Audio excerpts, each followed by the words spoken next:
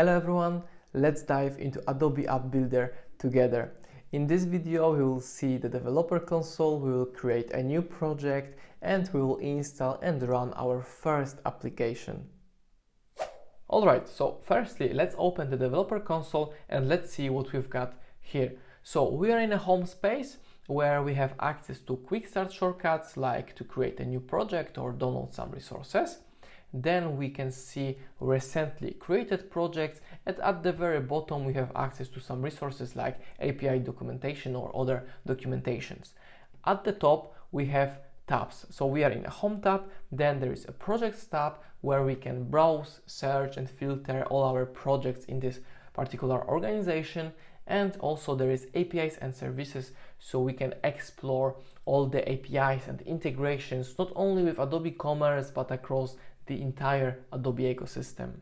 And to see more possibilities of Developer Console, we need to create a new project. And to do it, we have three options. We can use the quick start shortcuts like create new project or create project from template, but also there is a third option, actually use Adobe AIO CLI, and for learning purposes we will choose this option so we can fully explore how to build custom apps from scratch. And later, once we've got the basics down, we will use Adobe's Commerce Integration Starter Kit to streamline the app building process. And before we start, we need to install Adobe AIO CLI. So here is the documentation page. I will add this link to the description of this video. And simply to install AIO CLI, we just need to run npm command to install it globally. So I used AIO CLI already, so I won't do it. You can just simply copy it, paste it and wait until this is installed.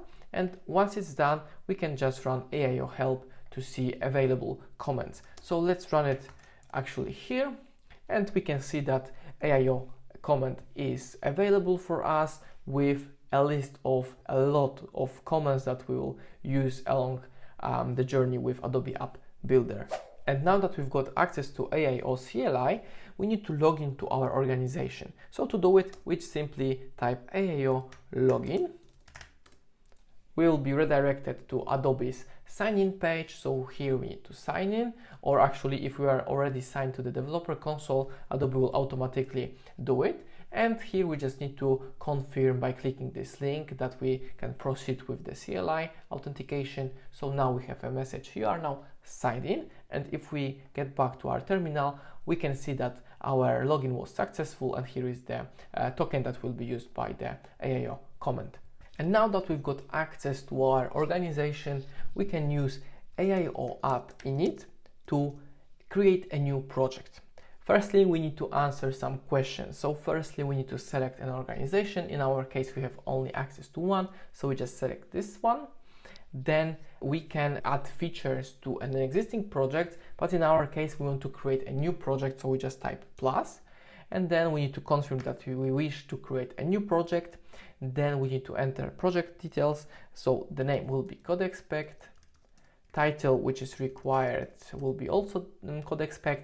And description, we can add something here, or we can just confirm it empty. Right now it will create some resources in our organization, and here is an interesting question. What templates do you want to search for? So Adobe has created a couple of different templates for different scenarios and different tools. So if we click on all templates, we'll get access to those templates. And here we can see that we have AM assets, we have some Workfront UI, generator app events, commerce events, and so on, even for API mesh. So we can decide which template we want to actually use. And in our case, for the let's say generic purposes, we want to use this Adobe Generator App Events and generic template. So we click on it, and then we need to answer some more questions. So the first question is, which Adobe AIO app features do you want to enable for this project? And for our testing purposes, we want to have actions, events, and web assets. So all available options should be selected here. So let's just confirm that. And select type of actions to generate. So this will be just a generic actions. We don't need some specific tools to be integrated. So just select generic. which type of UI do you want to add to your project. So we want to use the Adobe's React Spectrum, so let's also confirm that. And then it will ask us for the name of our action, so we'll just use the defaults. So the name of the action will be generic. The name for a sample action that creates messages in cloud events will be publish events. That's fine. And right now we can see that it is creating files that are needed for our app, and also it will install all packages using npm. So let's wait for it to finish. Perfect, our app initialization is finished. So we can go to our developer console. Let's refresh this page, and we should see a new project with the name that we provided. So in our case, this is Code Expect. So here, this is a space of our project. So we have workspaces created by default, production and stage. And for now, we'll focus, of course, on the stage environment because we want to test our integrations, test our code. So here on the stage, we have some services that we can add, like API, events, and so on. So we'll actually use Developer Console. We'll also use AIO CLI in next videos. But for now, this is our, let's say, bare project that we will customize, that will extend. So that was created by Adobe AIO CLI, but also because we use the Adobe's templates, we also have some code created for us. So if we go to Web Store, we can see those files and directories. So let's go over those files that we've got here. Starting from the top, we have a GitHub directory with a set of workflows for our CI/CD, all created by Adobe. We can just simply use it and it will work out of the box. That is awesome. Then we have actions, and here we have actually the code of our actions. So for example, if we go to the generic index, here is the sample code that we can use for integration with our tools, services, and so on. So it is all created by the template, and also there is a publish events with slightly different code to actually connect to the AIO events. Then we have end-to-end tests, so also some sample tests created for us. Then we have, of course, node modules from npm. Then we have a test directory with also some sample tests created for us, so we can customize, extend it. Then we have web src directory when our React code actually is located. So here we have the index HTML and other React components that we can use for our apps. And basically, then we have other files, so let's go over those also. So we have AIO file with some configuration based on the organization and the configuration that we chose.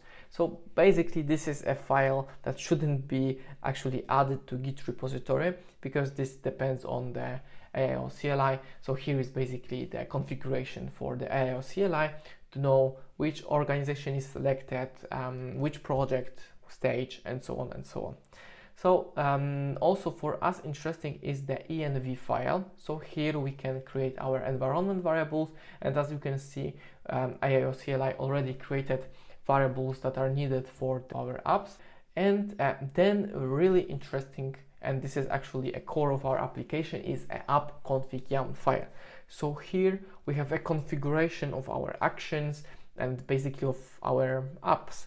So for example, here we'll work with this file. So of course there are a lot of options here. For now, as you can see, we have a generic and publish events actions configured, but let's not focus on it right now. We'll use app config yum extensively in the next video, so we will see it in action. And we have some other files like slint configuration file, just setup, package.json with all the dependencies for our apps, and then also there is README file with some useful information, so you can give it a try and read it.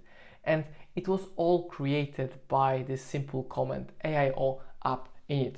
So we have a new project created in our developer console with some resources like AIO runtime, and also with some code that we can right now customize and extend to our needs.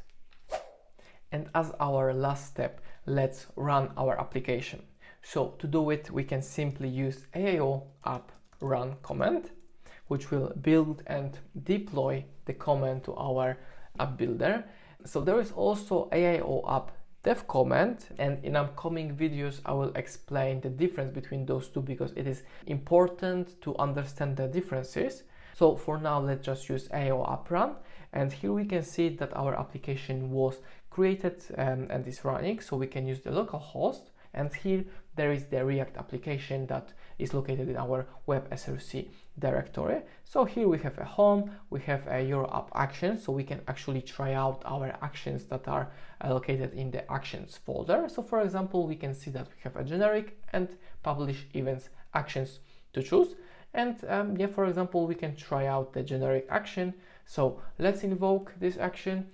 Actually, we can see there is an error, and it is because if we get back to our web storm and if we go to app-config-yam, we can see that our generic action is having this property require Adobe auth. So let's actually maybe try it out. Let's change it to false, and let's go to our actions and index. And before, because yeah, we have some validations here. So here there is the response that we will return. So for example, we can return it right here, return. Let's remove cons here. So this will be our return. Let's say hello world. So let's say in app config we disable the Adobe auth, right? So right now we won't get this error. And then we change this code, so we actually, without any validation, without any code and logic, we can just simply return the hello world. So right now, let's close the application. Let's run AIO app run again, because we need to reload the app config-yam. So let's get back to our browser again. And if we send right now the same event, we should see hello world. And it is. Exactly. So also in upcoming video, I will create an explanation on this authentication authorization for Adobe apps. So don't worry, it will all be explained in upcoming videos. Great job everyone. Today we walked through the basics of getting started with Adobe App Builder, including setting up a project from scratch, understanding the project structure, and running our app locally. In each upcoming lesson, we will dive deeper into new concepts, so stay tuned for more tips. Keep experimenting, have fun with the process, and I will see you in the next video. Thank you for watching.